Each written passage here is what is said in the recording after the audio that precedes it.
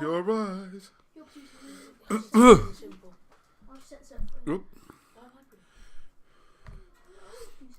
Oh, we can't quite see you, Arnie B. Hang on. That's better. Right, hello everybody and welcome to Britain's Hidden History Live, episode number 91. Wow, and they said it would never last. Take us away, Aunt.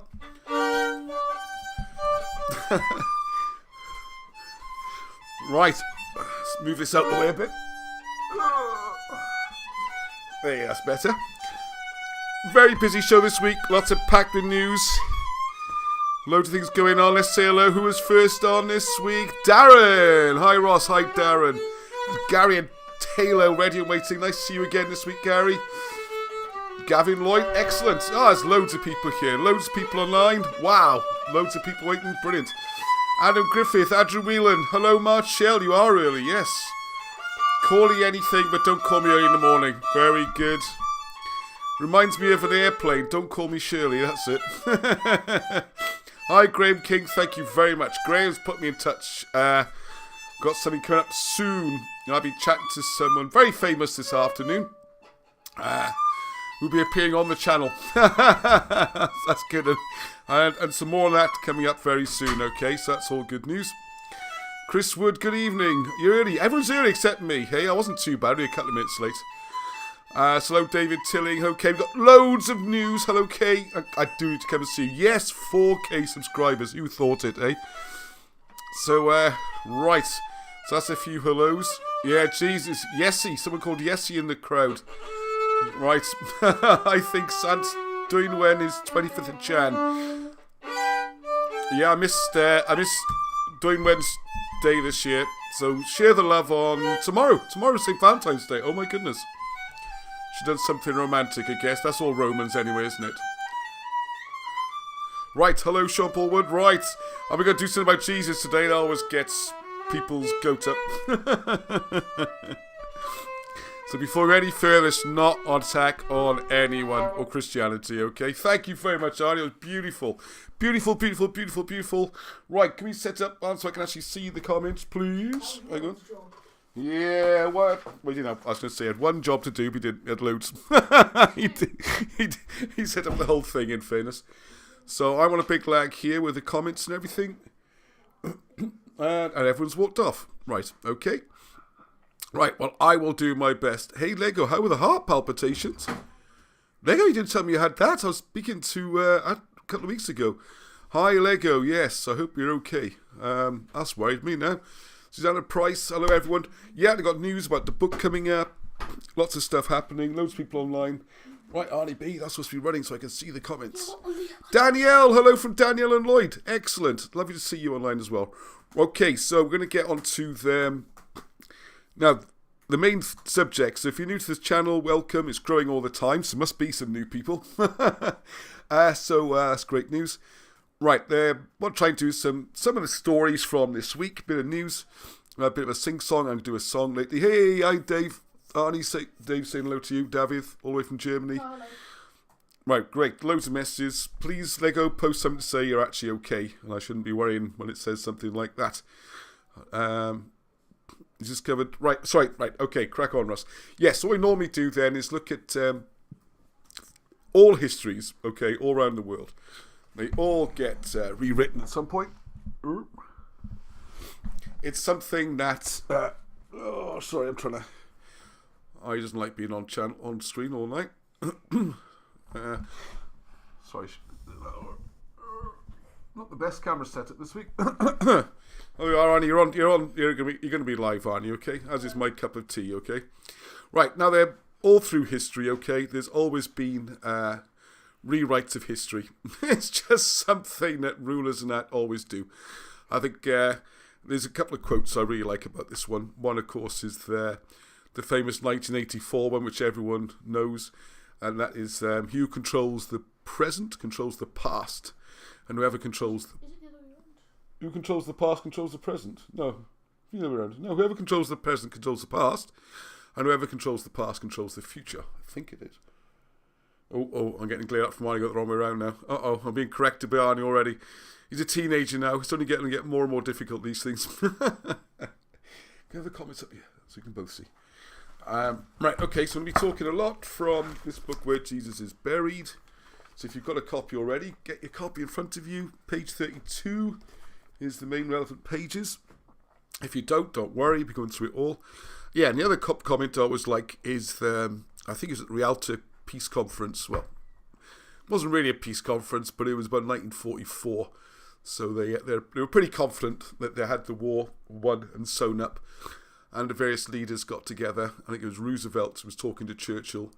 And they were a bit concerned. They'd done some bad things. I mean, there's always bad things in wars. So, don't judge them too much. But things like invading Iran, which is a neutral country, broke quite a few rules, as did attacking Iceland and lots of other things that happened. So anyway, apparently he asked Churchill, how will history view us? And Churchill's reported to have said very favourably. And he said, well, how can you be so confident? And he said, well, because I'll be the one writing it, which he did, of course, with his various books about World War II and everything. And people think, oh, how could it couldn't be a better source? It's come straight from Churchill. He was right in the thick of it. He was the Prime Minister. He'd have access to stuff no one else does. This will be the most, definitive account of World War II. And then you think, but hang on a second, he's also got the most to lose, He's not going to make himself look bad. Especially someone like that, successful politicians. So this has always been the case, all right? And we're naive, please. This is, if nothing else we've done on this channel over the last, almost 2 years now, isn't it? Is that to realise that you can't just expect to receive the correct news. This is why it's history is such a more interesting subject than I was led to believe at school. When I was at school, I was a pretty good student. I was very good, but I couldn't see the point of history lessons. It was just, they tell you an account of something, they give you some dates, some names. I've got a good memory, I just write them all back down again and repeat it, and there you get an A. It just seemed, I couldn't see any challenge or any point in it, and didn't pursue history. It also clashed with physics, which is a real downer, because that was my favourite subject. But then you realise that's not the case at all. It's always about different versions of things, and it's always about different viewpoints and trying to work out why people are saying what they're saying. They got a. I know this is 101, History 101. It's very difficult. As I always say, if two people walk out of a football match or a rugby match, like don't mention the rugby yesterday, beat Scotland. Don't mention beat Scotland again. No mention the game. So people might start mentioning the Irish game for the week before. So as soon as two people walk out of a ground, like for example yesterday, a Scotsman and a Welshman could walk out from that game, the only thing you're going to agree on most likely is the score. If you read an account by one person and the other person, you might think you're reading about different games. One might think the referee was fantastic, one might think the winners were lucky, the other might say, we was robbed, whatever, or we had injuries, all kinds of things. And if you go right back to ancient Egypt, you got the famous, supposedly Ramses II. That's probably not right anyway. But anyway, some pharaoh is supposed to have thought the Hittites, and this was widely regarded as being written about on the hieroglyphs, and that they gave the Hittites a good thrashing. And until more and more of the story came out in the Hittite accounts, and then he realised, no, he was the one sending the tributes every year thereafter, and they weren't just gifts. It looks very much more like he actually lost the battle and made a right mess of it. So immediately it's propaganda, and it always has been, okay? So anyone will be offended by it or think this is a particular dig at who we've got now and all that. So I just want to give a little bit of background there. So that's the sort of angle which I'm coming from the channel. And what we found then is there's been a particular recovering up of British history, which I always say 1700 is 1688 really. It's when the coup took place, when the old royal family was kicked out, and first of all William, Mary, and then we go into the Hanoverians brought in. That seems to be when it really they decided British history was, we don't want it. And so they had to invent a new history to fill the gaps. We had something to talk about in schools. What are you going to do about it? I mean, why do you think English public schools teach French and French? Well, they do French as well, but classics, classics, Greek and Roman history. We don't bother with ancient British history. Doesn't it seem a bit weird?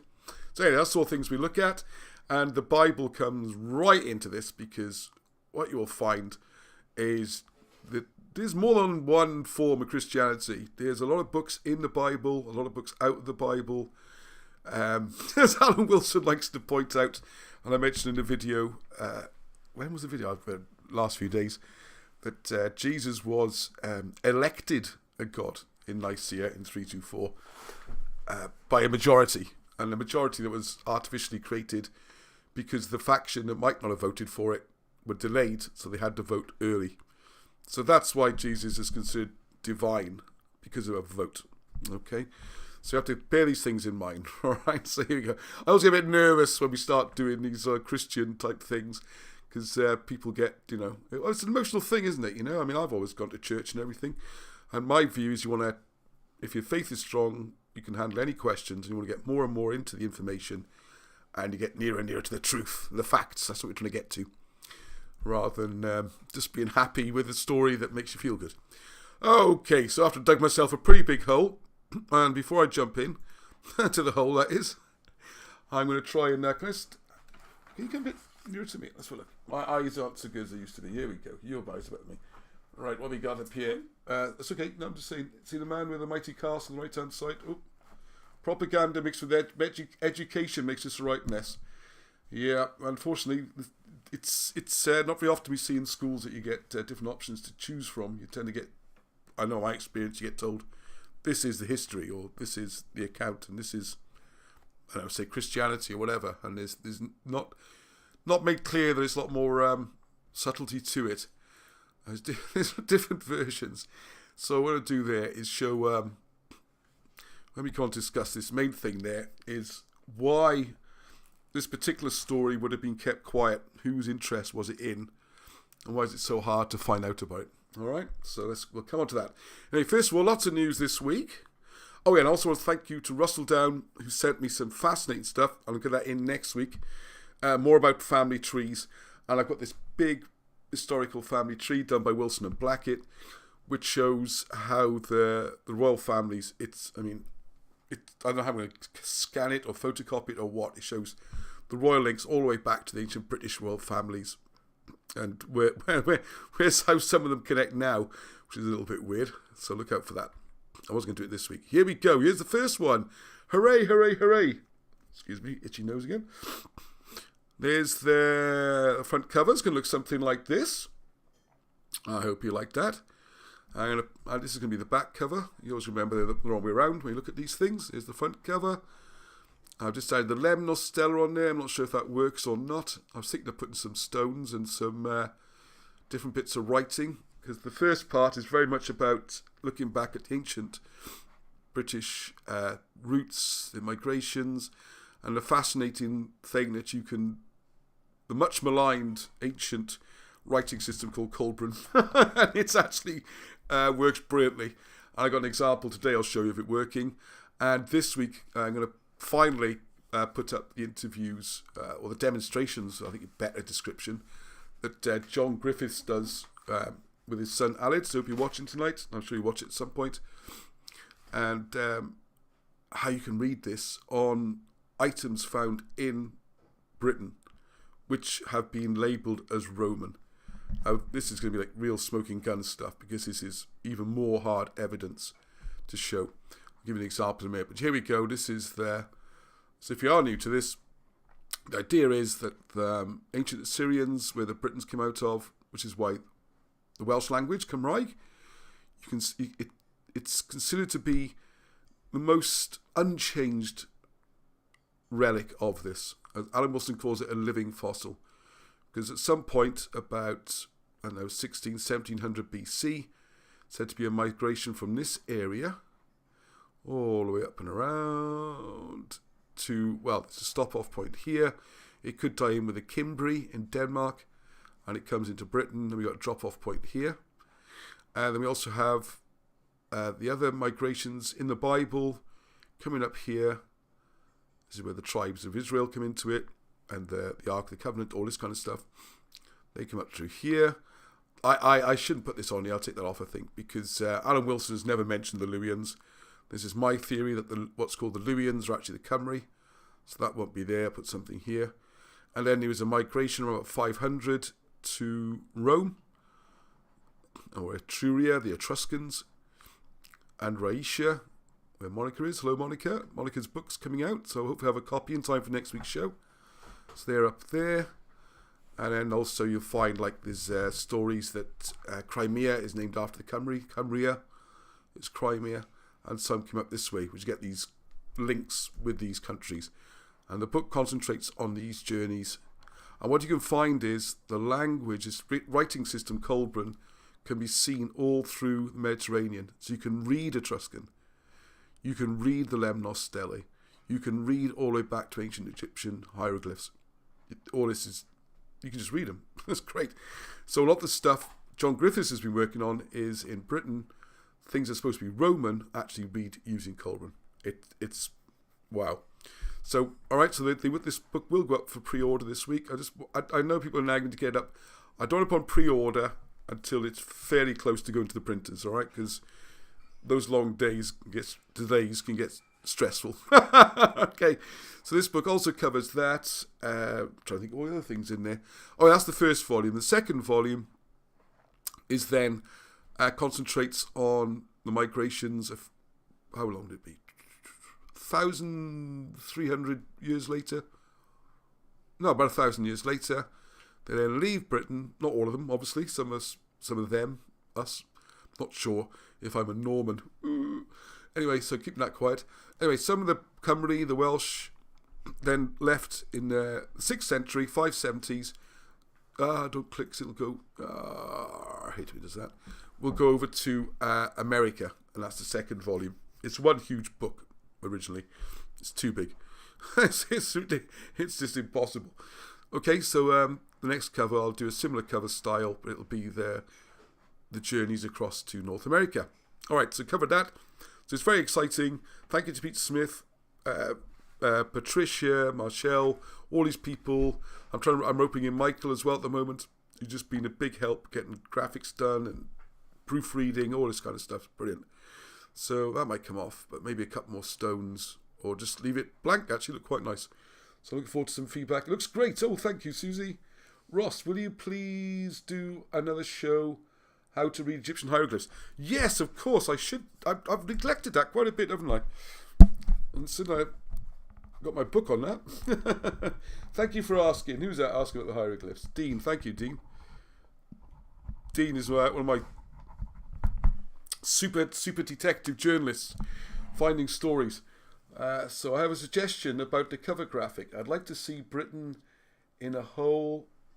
As a whole. Oh, as a whole. Sorry, mate. As a whole. What's the next bit on? Since it is so significant. Just a oh, right, I see. Yeah, put a bit more Britain on and squash it in a bit. Yes, I could do that. You're worried about missing Scotland off. Well, after yesterday's result, I can put it back on again. So thank you for the suggestion. Yeah. Wilson and Blackett, did they do anything about Vikings? Not that I'm aware of, only to show a bit of scepticism, I think. I would like to look more into Vikings because, did Vikings even exist? I think there's a bit of revisionism going on, isn't there? What is a Viking? All that kind of stuff. So no, David knows that one better than me. What else we got here? Some other questions? Blake probably knew a thing or two. Yes. We got the whole thing about Jesus in these lands, all that kind of stuff. All right, so I hope you like that. Yeah, I'm not sure I can change the map now. I've had to hand draw all this, just so you know. Yeah, I could probably stretch it. Yeah, I might be able to do that. Yes, okay, that's a good point. And yeah, actually, it is a good point, because then the other map is going to be more north, isn't it? Because we're going to cross the North Atlantic into, well, there's a couple of possible entry points for the Welsh into North America. For example, what's it called? Mobile, Alabama, through the top of the Gulf, or maybe a bit further up. Right, so I'll be looking to draw that map next. All right, well, we're almost there, so please keep going. Yes, and thank you. As someone already pointed out, thank you, 4,000 subs. So thank you everyone who keeps coming back week after week and for spreading the word and just letting people know. So yes, that's great. I don't think I ever expected to get anything like that. So it's growing and growing and growing. And what's even more impressive, even more pleasing to me, is the spin-off channels from this. We've got at least 4 or 5. Marshall's channels, brilliant, putting out more and more great stuff. Hugh Evans got another new video out talking about Pleiades. Very important stuff on there. And you got Rob Shaw. Hopefully David's going to put some more stuff up. There's these new channels, and if you look in the description, I put links so you can go and see what other people are doing as well. Because we really want to create this network where, you know, we reference back and forth to each other, and we got other research going on. There's things happening. There's Llewellyn Bren as well. All this stuff, and we that's how you build the network. You know, we have to do this because we're not gonna. As you'll see at the end of this show, who else is going to help us? Right. Okay. So here's a story from Mandy McCourt. How is it? Oh, I'm running behind. I don't be able to do too much on this one. Oh, I have to say something about it though, because it is. What's very important about this? Have I put the text up? No, I haven't. Right. Okay. This is important because this is clearly a beautiful site, right? I mean, it's just stunning. And it's in, well, it's now in England. It used to be in Wales. It's been in England for about 400 or 500 years. You ask the people about Oz history about it. And you know, as you noticed in the video I did earlier in the week about the treasure trove. Oh yeah, update on that one, by the way. I think that was Dean who spotted something as well. I'll put that one up. Anyway, look at this beautiful thing here. There was going to be development, not actually on it as far as I understand, but the development was going to come right up to it and stuff and just block off the views to it. And local people protested. They put their protest is a bit strong. They went about it the right way. They put in their objections. They explained the significance of it. They explained the effect on the environment. All these things. And the planners changed the plans. This is why it's good news. That's why it's important, okay? These things can be changed, all right? There is strength in numbers. If we all get active and promote these things, we can make things happen, okay? So it's, please, if you look in the description, you will see all the email addresses and everything. Contact the people allowing destruction of all our hills in South Wales, all right? It's almost all. You'll see what one person's done in a second. Right. Oh, yes, here we go. My slides are a little bit out of order today. All right, so I don't need to read all this. You can come back to it and pause it and things like that. The point of this is the St. Pauls Runestone. It's called a runestone because it's got writing on it, which no one could read. But it's in the King Arthur Conspiracy book, translated, Wilson and Blackett. Well, actually, don't translate it in full. John Griffiths has now done that. What Wilson and Blackett do, I'll just give a quick summary. Right, okay. I first encountered St. Paul's stone in Wilson and Blackett's work, King Arthur Conspiracy. The book mentions that the stone itself was discovered in 1852 during work on the cathedral. The stone was found some 26 feet down below the surface and work was being done to check the condition of the building's foundations. A mystery in itself. Yeah, what's going on? Right, so this is what it looks like. We've seen this before. Now the idea of this is some sort of dragon. You see, and it's breathing fire. Maybe it's got a long tongue like a Welsh dragon. Maybe the tongue is fire. These are potentially smaller comic. Well, we'll see what John thinks. But anyway, all this is the style that we've been sort of conditioned to think automatically as Viking or Scandinavian or something like that. Hang on. If you all get involved in starting Republican armies, who's that, Suzanne? Oh my goodness, don't get me involved. Oh yeah, all right. Don't put armies too much on there. Get shut down there. And this is the key bit. This writing on the side here, which we're told it looks like runes. But also, if you look closely at it, as you'll see, it's Culbran, or it can be read as Culbran anyway.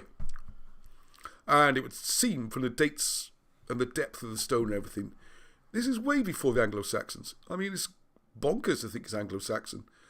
I mean, there we are. Anyway, let's come on to this. But there we go. I suppose it couldn't be that far if it's got the comet. Yeah. Okay.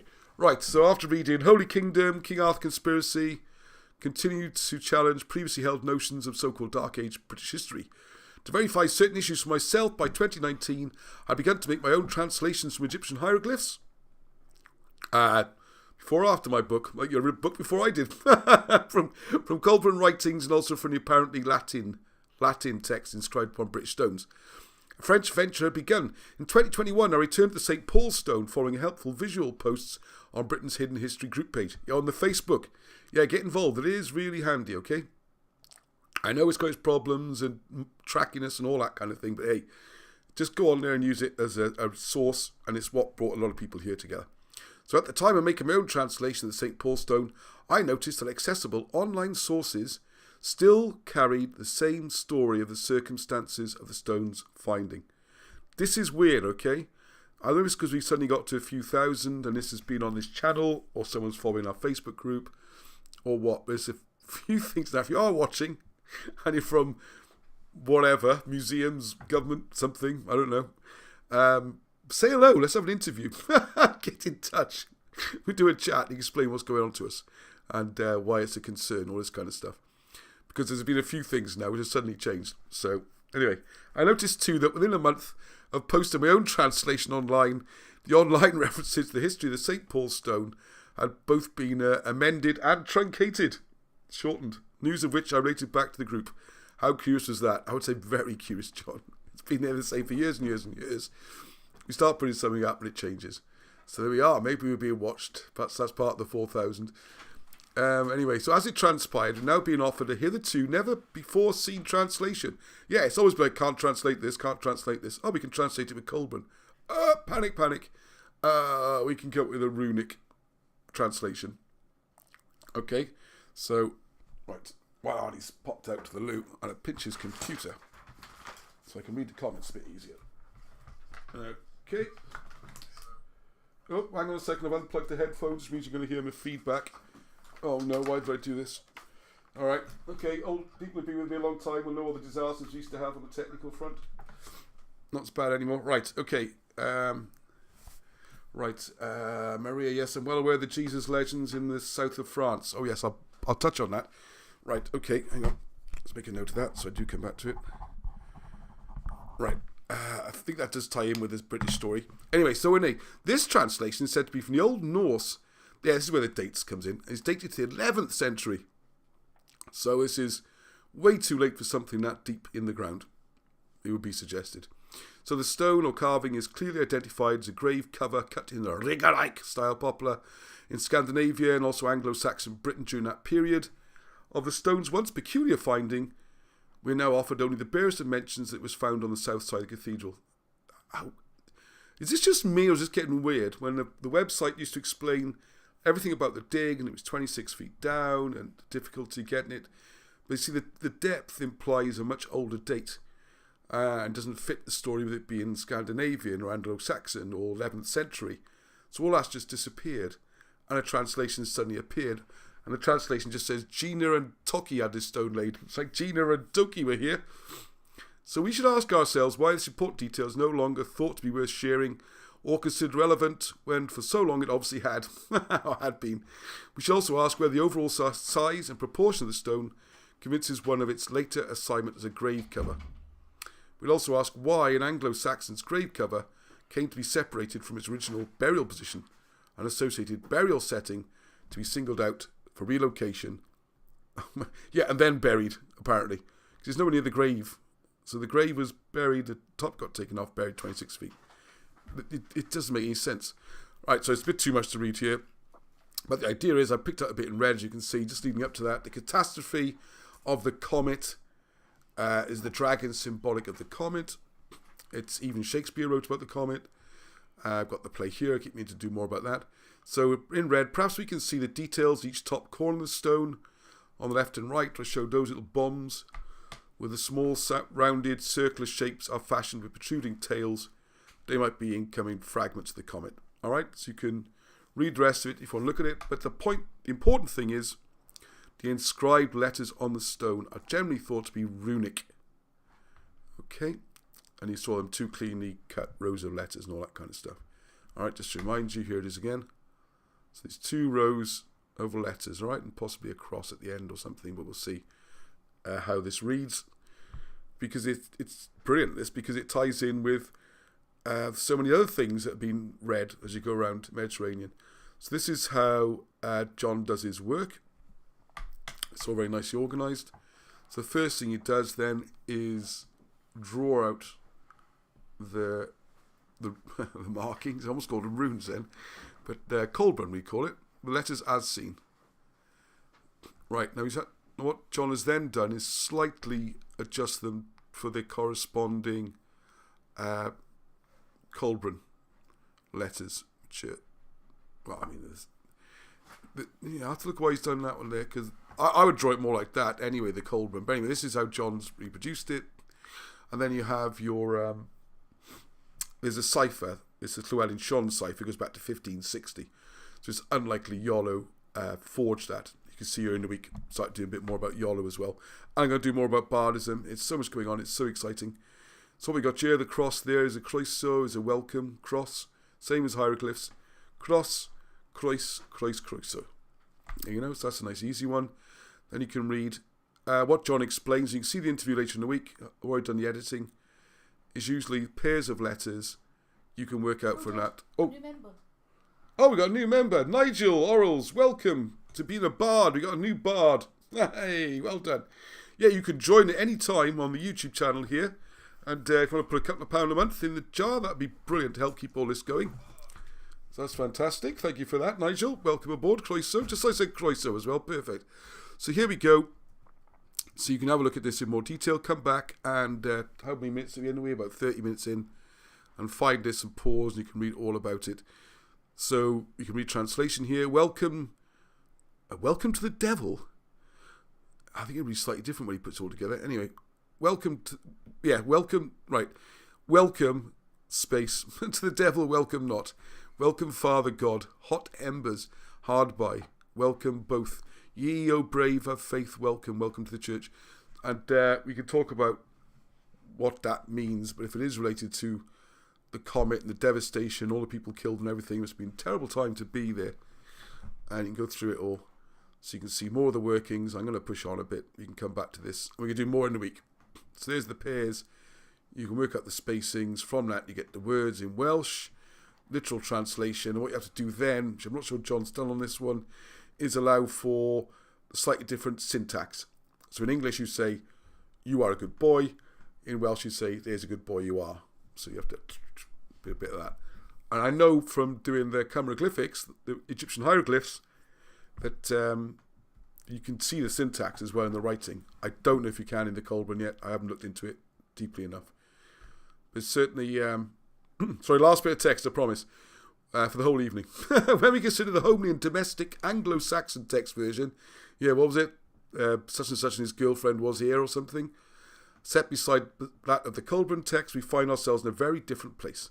The Cymric text finds a message that better supports the fantastical stone-carved image, you know, the dragon, all that stuff, as text and image share the same cosmic event. The unwelcome comet represents and symbolised by a dragon seen in a veritable battle of gods raging in the heavens. This is the battle that caused chaos to descend upon the hapless Britons, and which drove the faithful to church and to prayer, and later, one could imagine, impelled some to journey to America. Oh, arguably, I've split the A wrongly there. The word church. Oh, yeah. So this goes on and on. Because don't forget, this is St. Paul's. And the old legends are that the reason St. Paul's Cathedral, one of the biggest in the world, and definitely the biggest in Britain, is where it is on the hill in London, is because that's where Paul himself came to preach. And this might be another reference to that. We have good reason to accommodate such a profoundly pagan image settled within holy and sanctified grounds. Yeah, why would you have a pagan dragon in a church? Why would you do that? So perhaps a full analysis of the stone's found location in relation to the building and any earlier structures might yield yet other valuable information. So really, I'd recommend everybody watch this and how it's done, because what John's also translated are some Roman coins, very important ones, even a Hadrian. You can read the name Hadrian. I know it's like a visual pun. You've got what it looks like, and you can read it as a name. A bit like when we do the cartouches in hieroglyphs.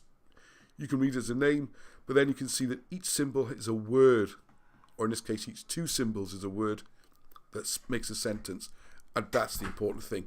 I'm going to show another example of that later. Well, a hint at it. Okay, so anyways, thank you, Kayla. This should have come earlier. Kayla Ra, new followers. He's working their way through the videos. I always quite like it when you get someone quite new to the group, because there's now almost 400 videos, and I get every time there's a comment, I get a notification, on the videos, and you can see someone working their way through. So it's great, isn't it? And I've done that when I've got to find a new channel I like to sort of binge watch. So there we go. So anyway, Kayla has done something. So hats off. Top work, Kayla. She's seen the information and done something about it. It's easy enough. In the description below, you'll see the email addresses. Just send them an email. Send a letter if you've got the time. I always think written letters are good, because then you need something physical, and something physical has to come back. Let's take it a bit more seriously. But please, local MPs, all that kind of stuff. So this is a response. I messaged the Welsh Government about wind farms being built over. I went for Roman. I like it. Very smart, Kayla. Don't put Welsh, because we know we've had it. Let's try the Roman magic word. Even that didn't work. Historical sites, and they messaged back saying it has all been checked out and it's okay. Don't worry. It's fine. Nothing being damaged here. Just plough away. Put your great big power stations up on the hills. They did say development should include net benefits. I love this. Biodiversity. How on earth? These wind turbines help biodiversity. I will never understand. I mean, they got little heaters in them for a start. They generate heat, the turbines. At night, the bats go there and the insects. So the bats are chasing the insects and they get sliced to pieces. And anyway, applications not permitted in national parks and areas of outstanding natural beauty. Okay, that's good news. Are any of these sites in areas that could be regarded as area of outstanding natural beauty? Well, to me, yes. And to any who visits them, sees the videos I've been putting up with Llewellyn Bren, yes, it's obviously very beautiful. Unfortunately, though, this is like a legal thing where it gets designated. You have to get a badge which says it's natural beauty. Just because you think it's natural beauty doesn't mean chat. So a lot of the video footage of the areas look like areas of outstanding natural beauty to me. I agree 100%, Kayla. Unfortunately, they're not designated as beautiful. Yeah, funny old world, isn't it? So keep the messages going. All right, we've got to show we care, because the work should start in another 3.5 months. They'll start closing it off to put the roads in and stuff. What can you do? All right, I hope you've been trying out the new channel. Just a quickie. There's one which is just hopefully non-controversial stories, not like this channel where we dig in and really look at it. This is like little stories about Wales. I think it'd be pretty cool if someone wants to do one about Scotland, England. I might start doing those as well, but people are sending me stories, man. It's just like a flood. It's great. Can I please put a request out? I've got quite a lot of stories now on industrial age, inventions, and fairly modern stuff, like the first catalogues and first trains, locomotives, loads of stuff happening in Wales. These are world firsts, don't forget. Should be proud of these things. Don't get mentioned at all. So I've even got some older stuff. Very good. Medieval or, Arthurian, that kind of thing. Ancient. They would be good as well. So I want to keep it balanced, all right? But yeah, that's going well. So please check out the link. It's on the description. You can have a look. There's now 2 videos up, I think. Or is it 3? Maybe more as quickly as I can do them. I've recorded loads. All right. Oh, there's something to send off. Right. To Deborah, who's doing a great job helping with the editing. Thank you. Right. I hope my head doesn't cut off your name. Petrovonovoc. Cymru. Interesting name, Petrovonovoc. And he just threw a little thing. I was thinking of singing this at some point, but it's a long, long song. Maybe. But this is the Widdicombe Fair, Tom Cobley. And we talked last week about the Mary Lloyd horsehead skulls. So he's saying, could this be a link? And I think Wiki and places like that agrees. Yeah, it could be a link between the Mary Lloyd skull. I'll try and remember the tune. Uncle Tom Cobley and all, Uncle Tom Cobley and all. So they harnessed and bridled. This bit like that, old-fashioned English folk song. It's great. But you can see on there, it's what the old grey mare. They kept in the horse dice. It's a very weird song. And I wouldn't be at all surprised if it's some sort of astronomical... the red lady, Ross. Yeah, the red lady's up there. I wouldn't be at all surprised if there's some astronomical significance. Try your hot thing, wherever you have in there a sec. Oh, no, the power cable's come out. Blast. All right, can you put it back in? Sorry. It's got to be where I can see it, isn't it? Yes, I do. Right, okay. Right, I didn't mean to turn off. Right, okay, one from Peter Smith, which is very, very relevant to the new reissue the King Arthur conspiracy book because it concerns Bat Creek. I haven't put this link in the thing yet. If you just search Decalogue Stones, you'll find it. They're pretty well known. And the headline on this one was Archaeological Evidence of Christ in America. Well, I don't think it means Christ is in America. I don't know why they put that particularly. Christians in America, it would seem. Because their uniforms, the helmets and that seem later than... it looks like crucifixion scene, doesn't it? Rather than suggesting he was there. But anyway, well, that's the way they've done the headline. They're called the Decalogue Stones. We talked about them a little bit before. I'd like to talk to them about again. And I want to mention them to show you that this theory I see is some more Colburn here. Because the second half, King Arthur conspiracy book, is all about the migrations to America in the 6th century. And you can literally read about them in the caves in America. But of course, the rules dictate by proclamation by Mr. Powell back in 1900 that everything pre-1492 is Native American, or called First Nation now. And that's the end of it. Whatever the evidence says, that's the end of it. We're not here to discuss things. We're here to just tell you what it is, okay? So, I would like to say just something about, just quickly, it's like side tour on that one. I love the comparison. It's weird, because I'm all up for the start to call the English, Lloegr, vast majority of English, and not Anglo-Saxons, probably 20% at most. 80% are Lloegrers. They're the old English who actually predate the Cymru migrations by 1,000 years. So the English are selling themselves out of a good couple of thousand years of history, okay? They need to start campaigning and call themselves First Nation British, same as the Welsh and Scottish, First Nation British. Because this culture is going to disappear soon. And with all the wind farms and all the other stuff, the markings and everything to go with it are going to go as well. And it'll be lost. And it's the only country in the world left. You've got a bit in Ireland, a bit in Wales. Most of England's already gone. We have to draw a line somewhere, otherwise it's gone. And this link to the land is very similar to what you get with the First Nation Americans. You can't just move. You can't just flatten something and put it somewhere else. It's intrinsically tied to the land. And you have this thing in Wales called hiraeth, which is like a yearning for your home and your land, even if you're there, or even if the place you're yearning for doesn't even necessarily exist as you imagine it. It's an emotion that not all countries seem to have the same. Various other countries seem quite happy to relocate and move. There was a story, as well, a little side story on there. There's back from 1971, British Lions tour to New Zealand. Or was it South Africa? Doesn't really matter. So the British Lions, if you don't follow rugby, it's a combined team of Welsh, Scots, English and Irish. And they go off and take on the big Southern Hemisphere teams, New Zealand, South Africa, Australia. They're every 4 years. They're quite special. So you only go to New Zealand every 12 years, for example. Now, there's loads of great stories. What they used to do, these days they fly in, and they more or less play games and fly out. But in the old days, it was a tour. And they'd be over there for 3 months. And the idea was you'd more or less play a full rugby season. So you'd have a chance to play lots of warm-up games. You played club teams. They didn't really have regional teams in those days, although they might put together special teams, Presidents 15, stuff like that. So you'd be there for months and months, playing all these games, following all through like New Zealand winter, which should be in the British summer, and you play all these matches. And in those days, in the 70s, the Welsh had some great rugby players, really famous stars, your Barry Johns and Gareth Edwards, later Phil Bennett became the outside half, all these kind of, Gerald Davises and all these brilliant, famous little running backs and lots of big, strong English and Irish forwards mostly. And the captain was Willie John McBride. And he had a concern, you see, because a lot of the Welsh rugby players were terrible tourists because he used to get so homesick. They'd be over there within a few weeks, they'd be pining for home, just missing home. It's this kind of hero thing. Whereas with the Irish, you see, they didn't have this at all. A complete different viewpoint in it. And apparently on one day he turned around, there's a couple of Welsh boys crying into their beer, and he turned around and he said, what's wrong with you lads? A man could live and die in a country like this, And it just, it showed the difference in outlook to how these things are done.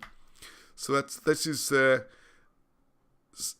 once these things are done, it's permanent, So I've had people told me if you're not happy when you move, it doesn't really work like that. All right, okay, so there you go. Just a bit of it's all about rambling. I'm rambling, and I'm going to ramble too much. I can't see the clock. Oh my goodness, 10 to 9.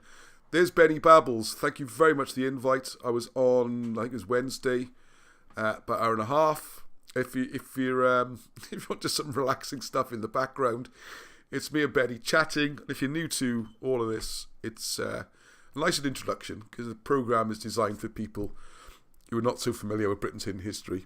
So you can go along, just search Benny Babbles on YouTube. You'll find it easy enough. And he's a top bloke, great chat, and covered a lot of these things. All right, so a lot of the kind of history topics. And I've had a couple of people from the group who said they really enjoyed it because it was a bit slower and it didn't cover so much, and it was a nice recap of sort of things that are going on. So if you enjoy that, if you want to have some just gentle chat to follow along to, and tune into Benny Babbles' channel on a regular basis. He's putting more and more broadcasts out now. He had a long break, but he's come back and he's back on. Yeah, ignore the viewing figures. This is going back a bit. So he's also live on Facebook. That's where most people watch it. It live streaming on Facebook, and this is like a sort of backup, which I need to subscribe to. Look at that. Oh God, sorry, Benny. Sorry, Geralt. Right, okay, this is a slide one I'm going to come back to. If people send me information on this, that's be brilliant, because I've had David Saucepan, my favourite Turk, who's he sent me this interesting story. This is a Welsh dragon flag for decades. I think he said it's for decades, at least 70s or something. And if you look at it, it's slightly different to the dragon we have on the modern flags. And he quite likes this one, he says. The new one's like a Marvel comic portrayal, all musculature and a very pointy nose. So, when this got interesting, we started looking into it. Do you realise there's no sort of fixed design for the dragon on the flags? And also, who's the artist who drew this one? And what are the rules about what constitutes a Welsh dragon? We've got some stuff. David's done quite a bit, and he sent me, because I'll do a video on that. So if you have anything else you want to add to the story or comments, chuck them in now or let me know. It'd be great. Okay, right, let's get to the main thing. What time is it? 10 to 9. All right, great. Now, I want to just... hang on, let's just do a little bit. Let's talk about me. Let's look at me. Let's look at me for a second first. All right, okay, so... before we go any further, I just want to just introduce this concept. So we're talking about who was the wife of Jesus, okay? Who's the historical Jesus? Was he married? Absolutely crucially, did they have children? There's a few things to look at. Like I say, this... Hey? Oh, gosh. Yeah. Slight panic. So if you're interested in this subject, I'd recommend this. I edited it. It's Wilson and Blackett writing Where Jesus is Buried.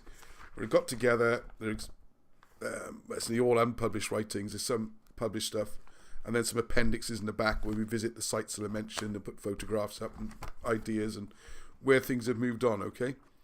Now, what the first part of this book does is go through the political background, and Wilson and Blackett ask some questions which don't seem to get asked anywhere. One is, what was the political situation like in Judea and Rome? What led to all these events? Why is this such an important part of history? Why was Herod slaughtering everybody? All these kind of questions are important.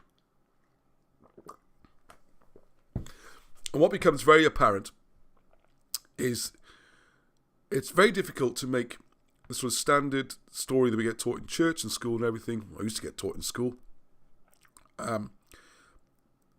Match or stand up. We've got a few problems. One of the problems is there's just no way this can be a poor person. We're going to go with there being a historical Jesus, okay? Now, one of the things I want to point out, like for example, I've got some more talks coming up with Luke. It'll probably be next month now, in March. It'll be a few weeks. We've got a lot on at the moment. There's other astronomical explanations. We're not going to go into that tonight. The whole thing about Miriam and Mary. They could all be going back to references far earlier. There's astronomical references. A lot of this is in the book. You've got the 4 Gospels, how they can be the 4 points in the astronomical cycle. Where you've got the man, the eagle, the lion, the heads of all the different food chains. All these kind of things are all running as well. But none of those things mean it was not a historical Jesus or Yesi or whatever similar name you want to give to him. To my mind, I think it's a mystery anyway what his real name is, because the name Jesus or Yesi or any of these things is more of a title, which you would think was given to the person. It's like saying the preacher or something like that. It's not actually like my name's Ross. Might be a British hidden history guy or the Chopsy bloke or whatever. But that's not really my name.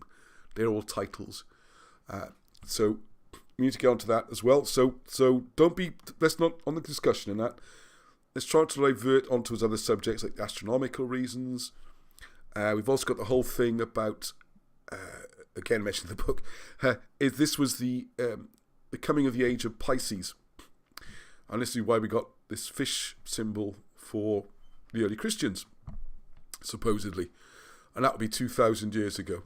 All right, so all that stuff is for other discussions. Because very much like when we talk about King Arthur, just because, yes, there is a bear constellation, and yes, there is an Arth, and there are other Welsh words for different meanings and all that kind of sky, that does not mean there isn't a historical character as well. In fact, it adds more weight to it. It's not an either-or situation.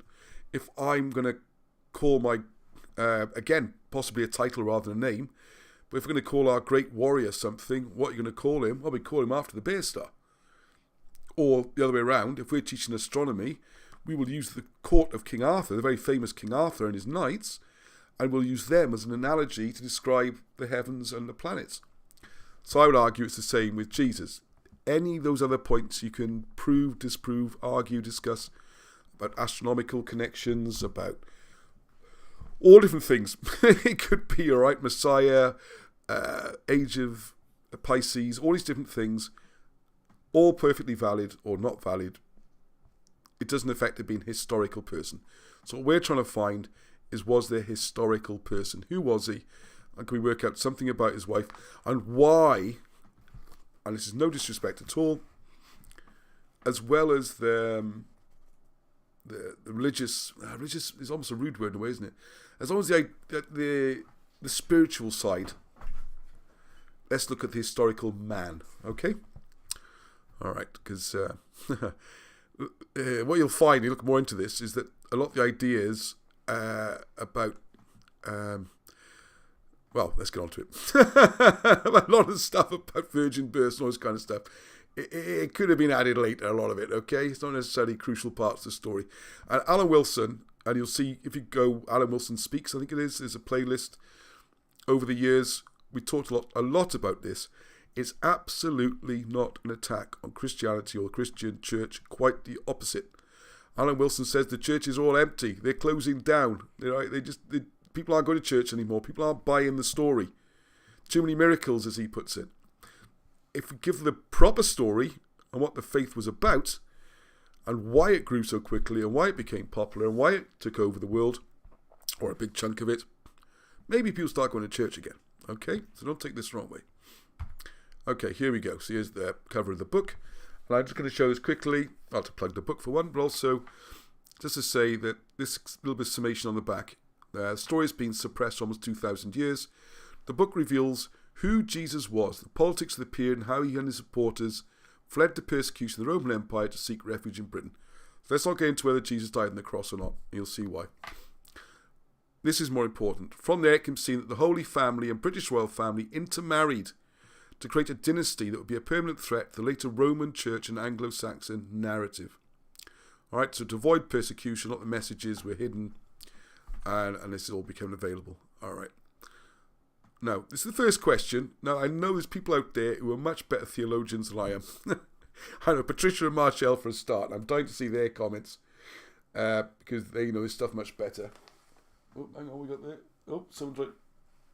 Okay, so I can't keep up with the comments as well tonight. I'll try and get something set up in future. So I've got 2 screens. Apparently it's all possible. Just need someone clever to show me how.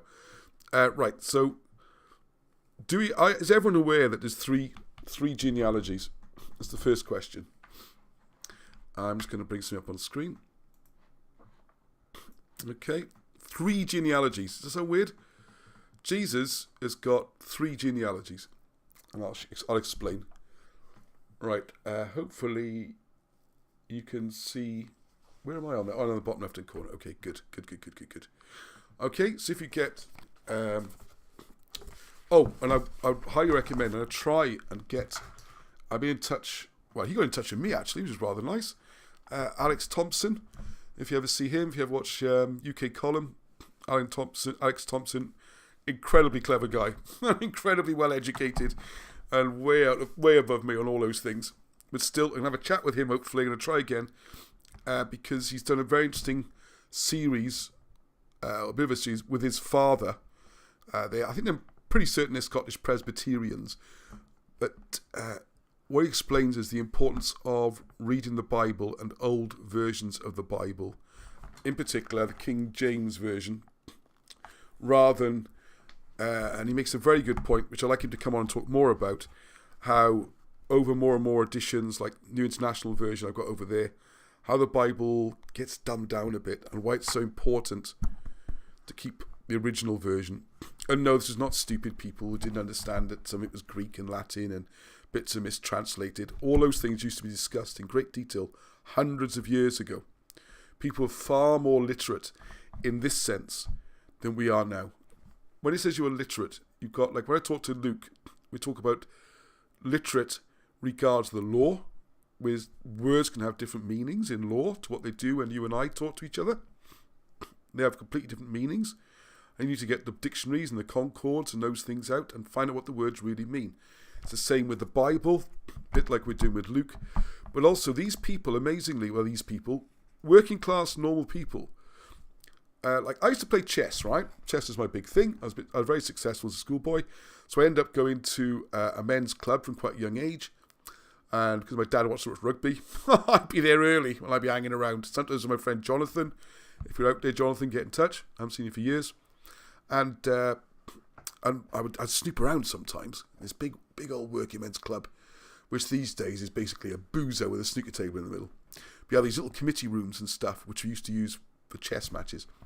And one of them I found in a cupboard, and I was kicking myself afterwards, just piled up with the most amazing books. There was, I'm sure it was a complete set of Encyclopedia Britannicas from, it was like 1900 or something like that.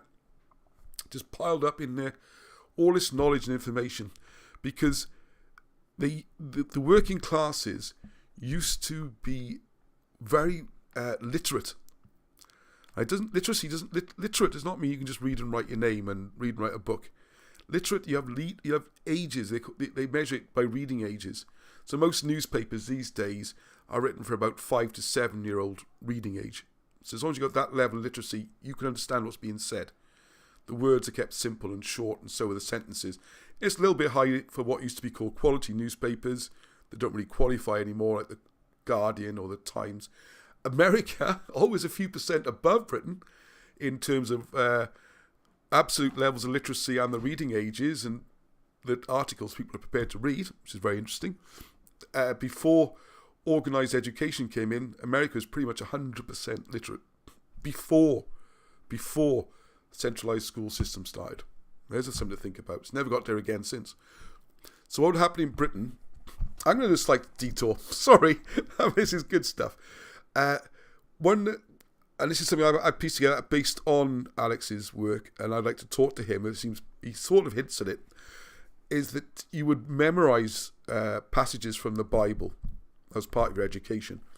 And what you could then do, you could be given that passage of the Bible or given the Bible itself, and you could read the passage and you could recognise the words. So it's a kind of a sight reading. So if I said to you, Mary had little lamb, his fleece was white as snow, and I wrote that out for you, if you were bright enough, you can say, oh, well, the first word is Mary, so you can see the shapes on the page. Mary had a little lamb. It has to be exactly the same, right? You can't change the words and things. It doesn't make any sense. So the chapels in Wales taught, I imagine this is how they taught Welsh reading, because literacy levels in the 1840s, when you had the Treachery of the Blue Books, were very, very high. And it's the chapels who did it, and that's the Bible's a big part of that. Right, not only is that side of it, but there'd be enormous discussion, if you look at a few hundred years ago, in these working men clubs and places like that. I'm sure women were involved as well. That you would look at passages and spend hours and hours and hours discussing them, and you would go through it word by word, and they would look at the Greek, and you would find Greek dictionaries and Greek thesauruses in working men's clubs, and same with Latin. So they wouldn't just read this book. They would go, well, where's that word come from? And they'd go back, and it comes from the Greek. Well, that could mean this, it could mean that, it could mean this. And they could discuss it. But they wouldn't actually change the original Bible, because that's the one everyone refers to as their common reference. So that's about literacy, okay? You're up levels of literacy. All right, anyway, if you if you go to the first page of the New Testament, you have Matthew. The Gospel according to St. Matthew, all right? Can't expect you to see that. It's very small. Let's put it on the screen. So I'm sure the comments. Have we got the 3 genealogies yet? Book of Acts, chapter 29. Oh, there's one to get into, isn't it? We should do that another time. Is there an Acts 29 or not? There we are. There's a great story. Okay. So here we go. This is Matthew. So if you look, the book of generation, the generation of Jesus Christ, the son of David, son of Abraham. So we go all the way back to Abraham. All right, back to the father of nations.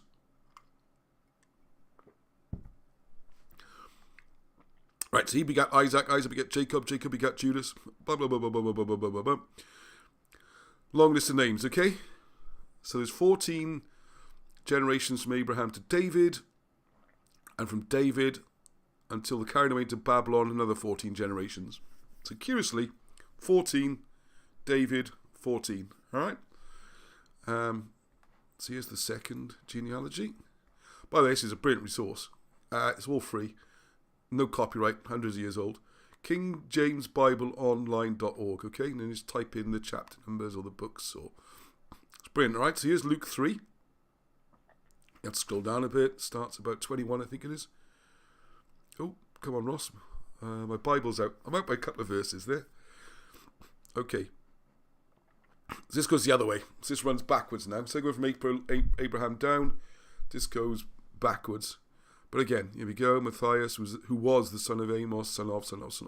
Rather than begat, we go the other way now, okay? Son of Jacob, we go all the way back again, all right?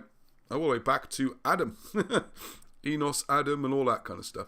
So who knows what the third genealogy is and where you can find it? All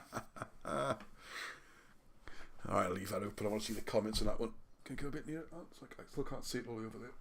It's a bit small. I think make it bigger or something. All right, so we know the third genealogy of Jesus. See, good question, this. Everyone knows it. Well, not everyone, but if you look into it, you'll see there's 2. If you go to Wikipedia or something, you'll see there are 2. Why are there 2? All right, there's 3, actually. Anyway, traditional Christian scholars, why are the 2 lineages so different? One says it follows Joseph, the other blah, blah, blah, blah, blah. Okay, anyone got the third one? No. No one's got the third one. No one's got the third genealogy. So I think that's hilarious. When you get the answer, you'll think it's hilarious as well. Well, what's your genealogy mean? What does it mean, eh? What are we talking about? We're talking about who's your father, really, aren't we? So come on, who's Jesus' father supposed to be? Yeah, it's supposed to be God, isn't it? Not supposed to have any genealogy. How come he's got 2 genealogies when his father's God and he has no earthly father? So it's quite an important point, that one. We forget about it. So, of course, Alan Wilson, with his amazing analytical mind, gives some good arguments and reasons and logic why there's 2 genealogies he talks about. What's the other thing he says? Quite funny. What's the other one he says? Oh, yeah. We talk about the title on here. I'm not sure, not his choice of title, but there we are. He's all right with it. When we say where Jesus is buried, he should say little arrow in there, reburied, to be polite to Christians. But anyway, that's divulged, moving away. So, And what Al Wilson's not going into the details of it all, the point he's making is that these stories he sees as cover stories because you've got someone very important being born, and or at least they're trying to make the person seem important, and you have to have a lineage. You also want to hide the person, which is why you have things like moving around for a census, born in a barn so no one signed a hotel register, that kind of thing. It's a very interesting part of discussions. You want to go through that. But if we go through the human, mortal, so I think this is a clue I was going to drop in here. I reckon these lists are really, really worth looking at. And if someone's got the time and effort to do it, I'd love to do it, but it's just not going to happen. So why not share the information, let someone else do it, instead of me suddenly going, aha, look what I found. I think if you went through and listed all the names, there's every chance that if you translated them using the Welsh language, this could be a message. And that's the reason why one goes one way and one goes the other, okay? So the point of all this is, the reason I'm dwelling on it a bit, is that the official genealogy is Jesus was the heir to the throne of Judea, okay? Which causes problems for the politics at the time, because you've got Herod, who's running the country. I get it wrong around. He's Hasmonean. He's not Judean. They're effectively foreign rulers. So the last thing he wants to hear is a new king, literally a king, is being born. And that's why he wants to dig him out. As Alan Wilson says, did he kill those babies? Who knows, but he's certainly capable of it. Because if you look at the life story of Herod, man, he was one bloodthirsty dude who was incredibly ruthless. All right, so hang on a second before I get on to that. Little sneak preview. The question is then, was Jesus married? This is what I was going to call the thing originally. Well, he was... the other reasons why he must have been quite important is the way he speaks to the elders in the church. You can't just do that. Especially in those days, in a Jewish church or synagogue. A boy of 12, 13, wherever you're supposed to be in that story, can't just wander in and say, hi, let me tell you how the Bible works. They're not going to put up with it. He's important, all right? He's got high standing. So, who is he going to marry? Well, if he's so important and he's royal, he needs to marry well, and he needs to marry someone also royal blood if possible. And this is where everything starts to make sense once you understand this. Or to me, anyway. So here we have, this is who Wilson and Blackett put out as Mary Magdalene, much maligned, insulted, and called all sorts of terrible things in the Bible, is actually married Jesus. That's why she's always there. If you look at his, the other things discussed, is he apparently seems to have been an Essene, E-S-S-E-N-E. And he had what we would regard as a very strange kind of lifestyle. And they lived as a gang of lads who shared everything, and they only saw women if they need to make babies, and that was it. There's more details about it here. We got a lot of stuff written by Josephus about it, and it's interesting how their lifestyle is remarkably similar in many ways to a Druidic lifestyle, and that's some of the things I'm talking about in the little videos during the week about how Druidism ties in. All right, so let's follow this family tree back. This is the curious thing. The famous Queen Cleopatra, with a duh. We're going to go with the Cumberglyphic spelling. So Queen Cleopatra or Cleopatra, the 7th. That surprises people as well. They think, who was Cleopatra? First thing you could say when someone says, what do you know about Cleopatra? Say, which one? Because there were at least 8. All right, but the last one on the throne, Cleopatra the 7th, married to Mark Antony, later supposedly married Julius Caesar, possibly had offspring. But what we're interested in is Mark Antony, when he was effectively king, wasn't he, of Egypt, married to Cleopatra, because they had a daughter called Cleopatra as well. Not a lot of imagination, these royal families, do they? So we got Cleo, she would have been Cleo the 8th, but she married to Juba, King Juba II of Namibia, which you can look up. I don't remember Monica correcting me on where Namibia is. I'll have to look it up again. Make sure I get it right this time. So they have this area, and he would have presumably have been of darker skin, which also ties in perhaps with these ideas of, the Black Madonnas and all that kind of stuff, which you get onto. All right, okay, so these are the parents. These are the parents of Mary Magdalene, who has then gone on to marry Jesus, the Nazarene, or Jesus the Essene, or Nazarene being some sort of distinction rather than someone from Nazareth, which no one could seem to find. Doesn't seem to appear on any records at the time or anything. So was Nazareth just invented to hide the word Nazarene? I don't know. Anyway, that's more for the proper theologians to look at. Okay, so we have famous Mark Antony and Cleopatra. Now, this are an amazingly powerful couple, very important, because Mark Antony, he was equestrian class. He was more aristocratic than Caesar was. He could apparently trace his genealogy and hereditary right back to the old Tarquins and the kings of Rome, which for some reason are quite often put down as legend, probably because they tie in with the British history and that's not allowed. So you got Mark Antony there. He's got a claim on the Roman throne. We got Cleopatra, obviously, especially with the descent going through the females in Egypt. So there's your claim for the throne of Egypt, all right, which passes on to her daughter. Now we got King Juba of Namibia. You see how they're collecting thrones along the way, all right? So what we have then is Mary Magdalene marries. I'm expecting loads of comments here. People love talking about this kind of thing. Everyone's got a theory. But anyway, Jesus and Nazarene.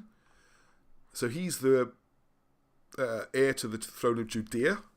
So hang on, we got Romans, Egyptians, Namibians. We're on Judea now. There's number 4, okay? So they marry and have a child. Now there's 2 ways of looking at this. This is one way. I'll show you the other way in a second. This is a brilliant little insight here. This is one of the things I love about Wilson and Blackett, because I'm sure you've all read the story of, or anyone who reads the Bible, of Lazarus. He's famous. He was risen from the dead. And if you look at the details of the story in the Bible, you can see that Lazarus must be his son. And Lazarus is probably the same one where they had the party where Jesus turns the water into wine. He turns water into wine because that would be his son's party. It was his obligation to provide the wine. And also probably him who resurrected his own son. And then you got Mary of Bethany. Right, so okay, this is where it gets interesting then, because we'll come back to this. Because who is Anna is a big discussion in the book. This is one possibility. Anna married Gwairedd George, the original George, the ancient. That's great chaos going on next door. Someone's having a laugh in my house, which is always good to hear. There's nothing, it's in the triads. One of the great joys, one of the 3 great joys is listening to the laughter of children. So there you go.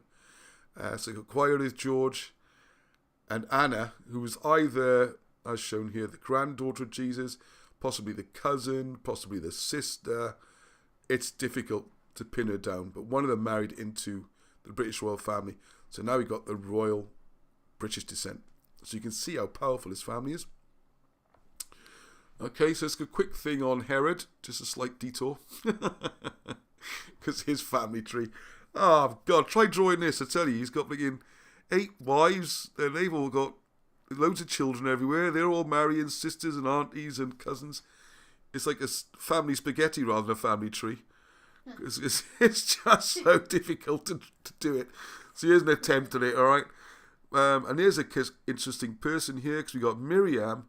And the reason I mention this then, just in passing, we'll come back to it another time, is that Saul Paul seems to have been from this family and possibly married to Miriam. We'll come back to Saul Paul if people like me to come back to that, or just get the book, you can read all about it. All right, so this is the ones who want to hang on to the throne. Okay, so what we have then is if they come to Britain. And one of the things which I think we have to bear open is when it says on here where Jesus is buried, the other thing we have to kind of say a little bit is which Jesus, all right? Because It seems it might be another one of these family names where they could be two Jesuses. I don't know why Alan Wilson doesn't make more about this. I'm going to chat with him when I see him soon. Because we have Jesus. See, the problem is it gets confusing because you got Mary the mother and Mary the wife. And we got Joseph here, and there's a big thing on there who Joseph was, whether he's a Roman soldier and whether he's, Pantera, all these stories. And that's got interesting connotations. All right, so what we're looking here most closely, let's go with this for now, okay? We're going to go through the Joseph line, which takes us all the way back to Adam, depending on which version you go with. And then we got Mary, the mother of Jesus, the Virgin, which is bizarre as well because in the Bible she had another 6 or 7 children. It's well recorded in there. So are they all got God as a father? How can this word tie in with both being true? It just doesn't give, does it? Because remember, this idea, the eternal divinity, the eternal virgin, was decided hundreds of years later. I think it was actually just last century some of this was finally passed through. It's really bizarre how it's done, how this version we've got is put together. And what's sad about it is, to my mind anyway, the original version of events and the original message is much more powerful. And you can gain faith from this. So I've been skeptical about all the silly stories, all the miracles and all that kind of stuff. And, this is ridiculous. And how could he be born and all of that. And another book that's got to be done soon is when Wilson and Blackett explain the whole nativity scene and what it means. All these things make sense. And people are not superstitious people who can just be scared into going to church anymore, okay? We've got new gods, new things to scare us, as we all know. Which we're not going to go into that now. All right, so this Jesus the Nazarene, is this Belly Mawr? Is this Belly Mawr in the Welsh accounts? The great tumults. I'm starting to be more inclined that it might actually be the son who's the one who came to Britain, possibly not Jesus. This is the one whose grave we found, put it that way. I think. It's very difficult to be completely 100% in any of this, of course. Now, where this gets interesting now, you see, because we've already got, I think we came up with 5 important lines of descent in their family tree, is, look who's over here, Claudius. Claudius. Claudius, you know him, old, it wasn't Tony Hopkins, was it? It was the guy from The Light Garden, David Jacobi, Derek Jacobi. Great BBC series, well worth watching. Back when the BBC made proper programmes. Watch Claudius. I think it's free on YouTube. I watched it again not long ago. Well, actually, a few years ago. I need to watch it again. It's brilliant. And you get, it does a good job. And you can see these people and what they were doing. Anyway, one of his daughters now, because he also had his adopted daughter he married off into the British family. All right, so not to be confused with that one. He's got via Aelia Patina, we've got Antonia, I've forgotten the British name. And she has married, right, take your pick from these names. My favourite name is Barabbas. Another thing Alan Wilson points out in the Bible, Bar means son of, Abbas is the master, son of the master. So when you have that scene, who do you want released? Do you want the master or the son of the master? And it's obviously a stage crowd scene. They've gone for the son of the master and he escapes. And one of the premises of the book is this is all part of a political deal. Jesus, as we've seen, well, okay, as I've tried to demonstrate, was important. He was the direct native heir to the throne of Judea. The stories which have been watered down in the Bible, such as turning over the tables of the money changers, Wilson and Blackett argue that is actually an insurrection. And it is even in the Bible where it says, it's not turn your swords into plowshares. It's actually the other way around. Just get your plowshares and pick up your swords. And if you look even in the garden of, not Gethsemane, where the showdown was, Mount Olives, where the showdown between the Roman soldiers when they came to get Jesus and the Judas kiss and all that, Peter, who Wilson describes as a bit of an oath, takes his sword out and is supposed to have chopped off one of the ears of one of the Roman soldiers. There's got to be some more messages in there. But the point was they were armed. All right, he had a sword. You need to pick up on these things. I missed a lot of these things. He wasn't turning the other cheek when he went into that temple and was turning over all his tables. And what that seems to be is an armed insurrection. And if you tie in, if you look at the writings of people like Josephus, they talk about revolutions and the people rising up, and 4,000 people. But unfortunately for them, it was a unit of armed Roman soldiers. And as Alan Wilson explains in other places as well, you could have 4,000 of you, a couple of hundred trained soldiers, and you're going to make mincemeat of you.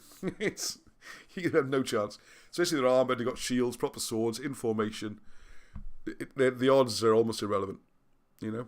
And that's before they had guns.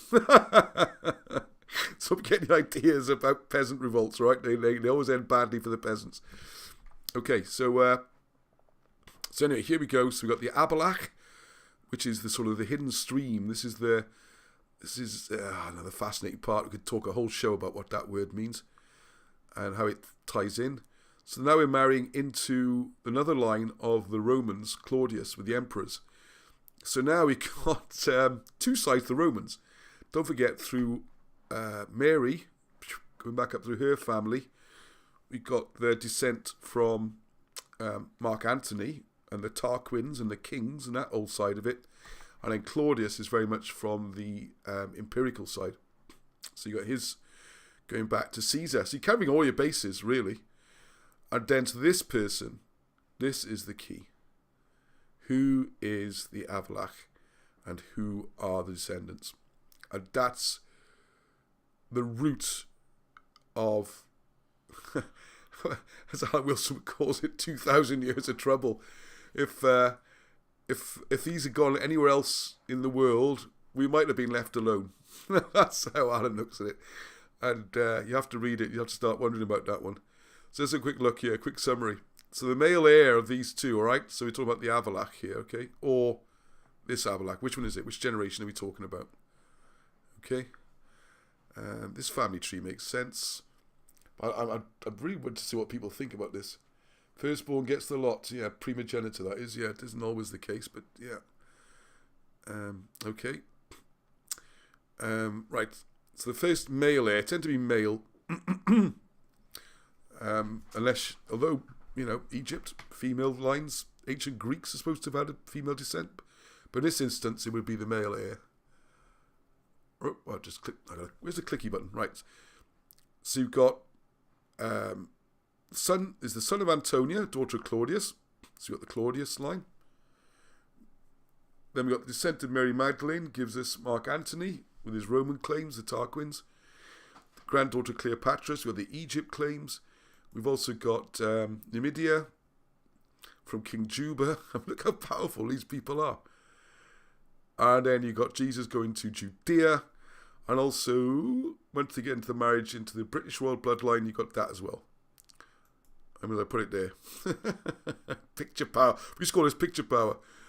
They're playing for all the marbles, all right? They are playing for all the marbles. You could argue all the great royal houses, or the power in the Western world, was funneled into this person. And that person is then married into, or mother is, or parent is also married into the British royal family.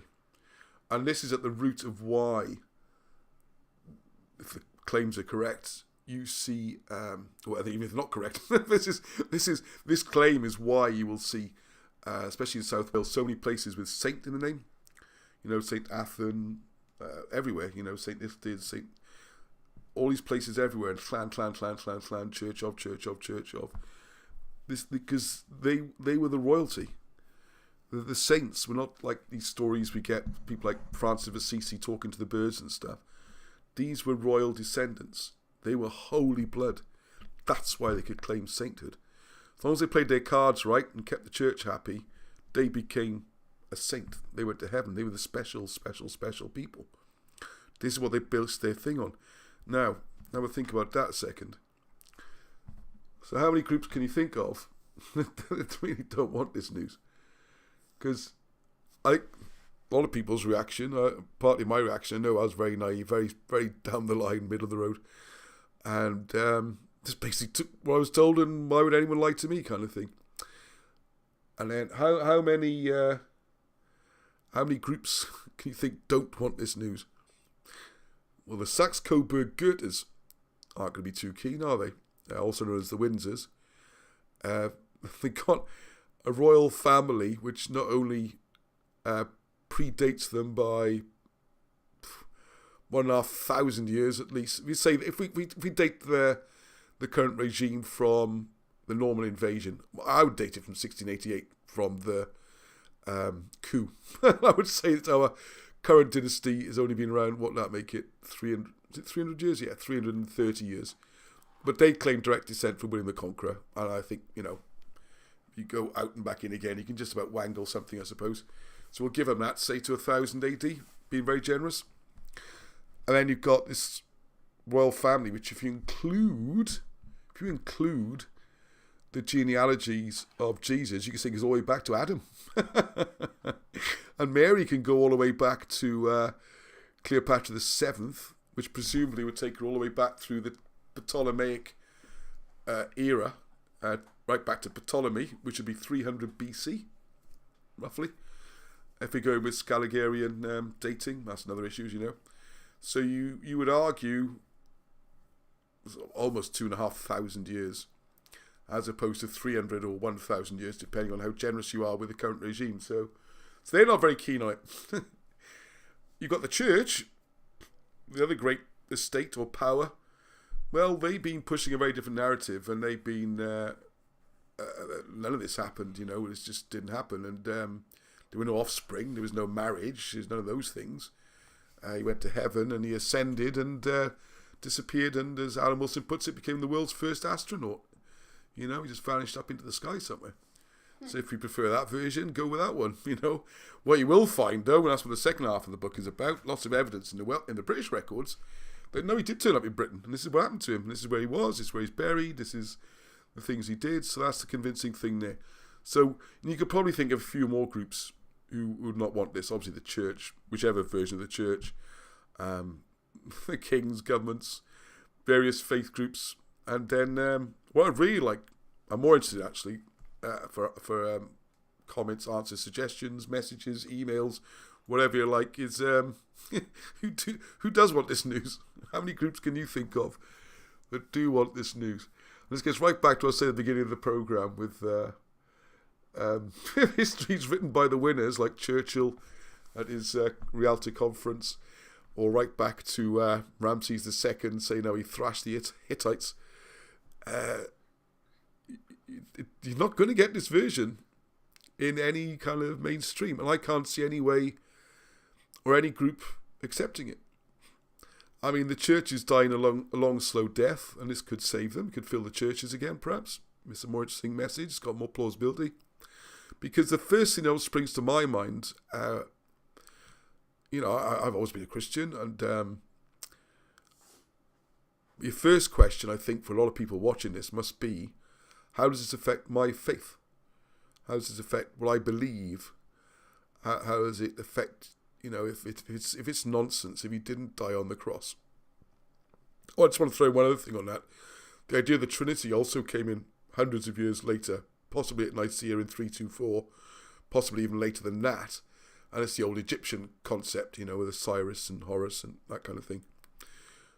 So if all these, at least 1,500 years of people go around the world trying to explain this rather complicated thing about 3 into 1 and the Trinity, and then you got all the problems, well, if Jesus is divine and a God, well, did he always exist? Where was he before he became human? Then Mary becomes a God, and the Holy Spirit. It's a very difficult concept to get across that I think everybody struggled with for a long, long time. But if that isn't part of this, where does that leave you? Well, it's each person to their own, right? I don't try and convince anybody they have to believe anything. It's everyone's own choice. none of us really know, do we, till we get there. It's a bit late by then. But what I would point out, though, is that whatever message was brought across by the Holy Family round about 35 to 37 AD, last year Tiberius is what the Vatican records say. If you look at histories of Bonasus and people like that, and the other evidence we put together, it was almost immediately after the crucifixion, whether it was a fatal crucifixion or a resurrected one or just a fake execution. This message, if this is true, then the people in Britain, Wales most specifically, but everywhere, they wouldn't know anything about this Holy Trinity story, 3 in 1. It hadn't been invented yet. Or it wasn't, I shouldn't say that, that's not quite right. It hadn't been become the accepted mainstream view. If Jesus was walking around, they knew he wasn't ascended to heaven.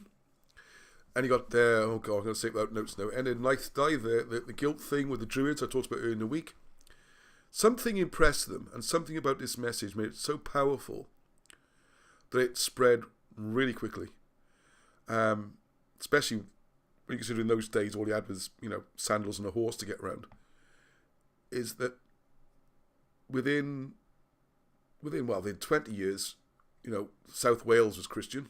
You can see that. And if you look curiously in the New Testament, when they talk about in 2 Timothy, the letter to Linus and the people there, you can see the members of the British royal family over there with Craddock, and you've got the whole thing then about the British Embassy becoming a centre for early Christians.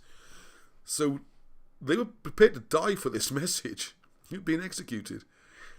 It's I remember I used to do war game. There's an old saying with because you could have, not an old saying, it's part of the rules I read once. You have this thing called God Kings. You have different levels of generals.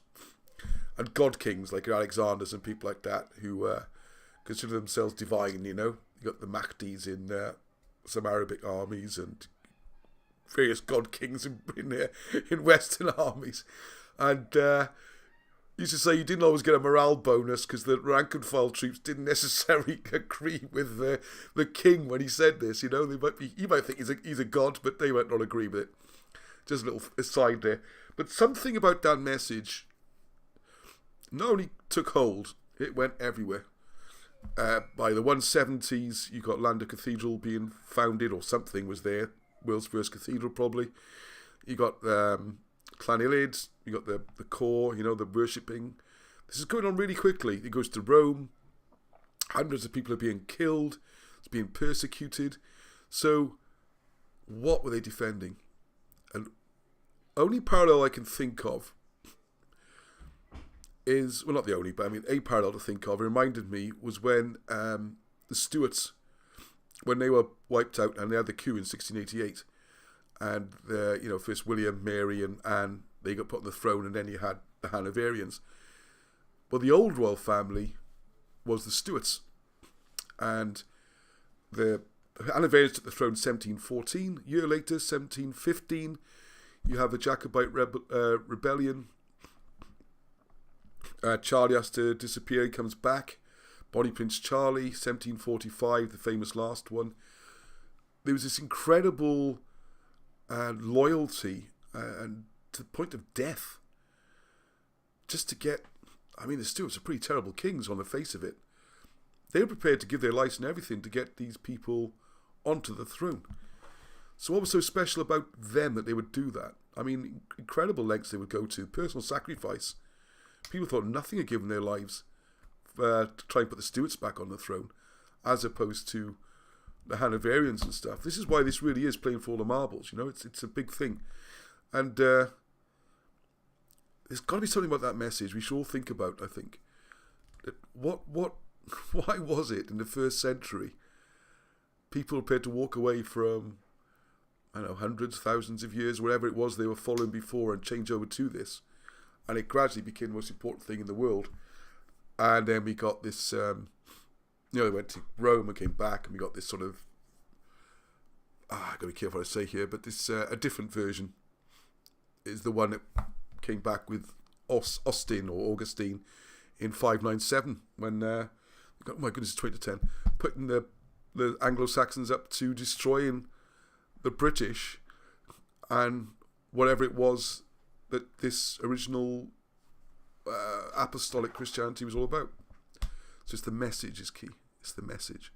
What was the message? Why is it so important? And we know why the bloodline was so dangerous. There we go. All right, so there's a lot to think about there, and there's a lot of these things. I don't have the answers. I can give you the information and the questions, and then you have to think about what the possible answers are, yeah? All right, so we're going to... I don't know, sorry, I've been rambling on there. I don't know, I got quite into that. I quite enjoyed it. I hope everyone else did. Because the time's drifted on to 20 to 10, isn't it? So thank you very much. I'm going to sing a song tonight. Now, the problem is, I used to do this every show in the old days, as people know. Hang on. I did write the music out as well, just to make sure I don't get it completely wrong. I have practiced. Ooh. Yeah, I practiced this. Make a bit more room on. So I've been pushing you this way, I'll push you the other way. Can you read? I have to give you a microphone as well, so you can read messages as well at some point. Not related to what we just done, okay? God, think of all the church songs we've done, we could have done one of them tonight, couldn't we? And I hope the guitar's in tune. And thank you for everybody. Are you tired on, or are you just despairing because I'm singing? But this is both. Oh, poor thing. Yeah, it's okay to make a cup of tea now or leave a pop to the loo or something like that, okay? My goodness, how many people are online watching? Oh, loads. It's a big crowd. Okay, Ross. Your song about the wind turbines. Oh, I could do the wind turbine song, couldn't I? Yeah, I was going to do the Bells of Rumney. Is that okay? Any more suggestions? A lot of amazing things, but I cannot get to grips with flat Earth. All right, yeah, well, perhaps I should get Martin on. I should do Martin Leaker. I could interview him, couldn't I? Flat Earth. Yeah, okay. All right, I don't know why I picked this one. It just caught my eyes. Anyway, I think I'll get into the alarm this week. Is Monica online? I didn't see Monica. Anyway, hello, yes. David. Oh, okay. There's no, you can't mono one. All right. I don't claim to be a great singer or anything, all right, so... But Martin said bring your guitar to the... oh, yeah, don't forget, FEB, have a look for tickets. I will be on that tour. Most of it anyway. Rick Astley. Oh, yeah. So bring your guitar. So I can't bring my guitar. I only got to play one song, can I? So... oh, what will you give me? Say the sad bells of Rumney. Is there hope for the future? Oh dear, I'll start again. I sound too high. What have I done wrong? You sing this well, like. I think I'm tired, mate. Talk for an hour and a half. Thank you, Arnie. Go on, do you want to sing it? Why don't you sing it? No, I don't want to sing it. Come on, Arnie, you can sing it. I don't know the words. No. Written down for you there, look. No. God, why did I start so high? Hello. Oh, you changed your name to Mono Wildflower. That's nice. Okay. Oh, what will you give me? Is that better? Yeah, that's much better. Am I in the same key as the guitar? Yes. Say the sad bells of Rumney. Is there hope for the future? Cry the brown bells of Merthyr.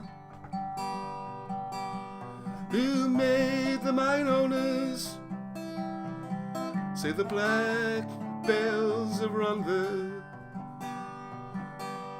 And who robbed the miners? Cry the grim bells of Blinders.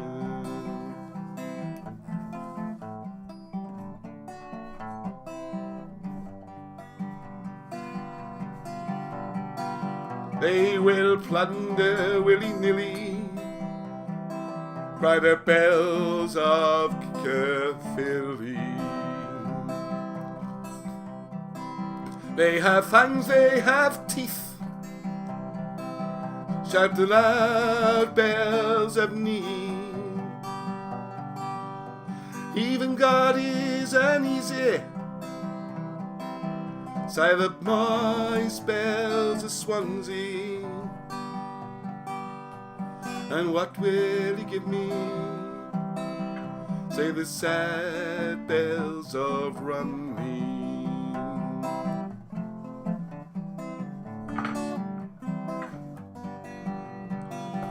Put the vandals in cot. Say the bells of Newport. All would be well if by the green bells of Cardiff. Why so worried, sisters, why? Cried the silver bells of wine. And what will you give me? Say the sad bells of Rumney.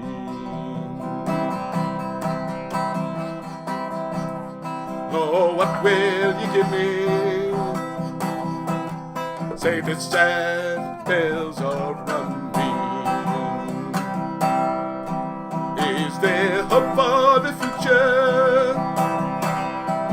Cried the brown bells of Method. Oh, make the mine owners say the black bells are under, and who robbed the miner cried the grim bells of Blinders.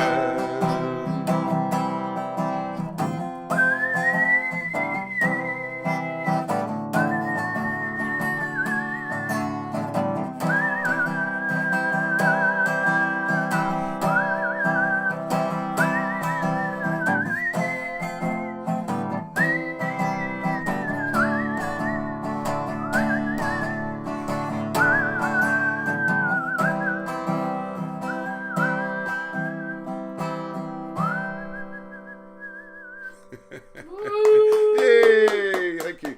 Yes, thank you, David. Yes, try going down an octave. I did do that. I did take your advice. Thank you very much. Yes, and save my my balls going through the whatever. Yes. Right. Oh, we got. Yeah, let's not have too much flat Earth chat on here. Yeah, we'll save that for Marty's channel, and maybe I'll get him on to do a one-off on that one. All right, encore. Thank you, Kayla. Brilliant. Thank you very much. Right, okay, well, my goodness, it's 10:15. It's really, really late. I tell you what, as everyone's having such fun on the chat, I will leave the chat running. Look at this. You can see, there's like a graph you can see. I'm not going to share it, but and you can see the current views is like a record ever. But as soon as I started singing, it's just gone like that. So if I'm trying to go outside and sing this there, look on, you can see the point there, look, and you see just plummet like that. So I would do now, I should go off the thing now, so everyone who's still here gets like a tenner through the post or something. Anyway, so look out for loads of videos going up this week, and book hopefully going online, and hopefully see you all next week. And you got a clap from David. Thank you, David. Yeah, thank goodness I started again, wasn't it? Imagine if I tried to do the whole song in that an octave too high. Yeah, maybe on a good day with a run-up, I could have done it, but not tonight. All right, so thank you very much. You can do the thing? No, I don't do the thing. It's too far for you, Arnie. Oh, fine. Yeah, you can never get all the way over there. We'll have to work out a way of doing that. All right, so until next time, I'll end with peace. You get better, Ross. Thank you, Chris. I did start with the bar very, very low. I left myself plenty of room for improvement. What they used to say, they used to be, it took me 1989, St. David said, all right, I wonder what that's about. Nigel Orrells. Oh gosh, was I there? No, I wasn't there. I was about to be a baby. I'm only 35. 36, sorry. I'm 35 in a few weeks. So, I'm just giving you the look. What's that? Is that my nose stretching out, is it? Is that what you're doing there? I'm trying to I'm trying to remember what that gesture was about. How rude are you being? He doesn't realise I can see him on there, look. You see, he thinks he's behind me. So I'll play that back and see what you were doing. All right, everyone. Okay, well, thank you very much, everyone. Hope you enjoyed that. And until next week, I'll see you. I'll offer you peace, which in Welsh is Heddwch.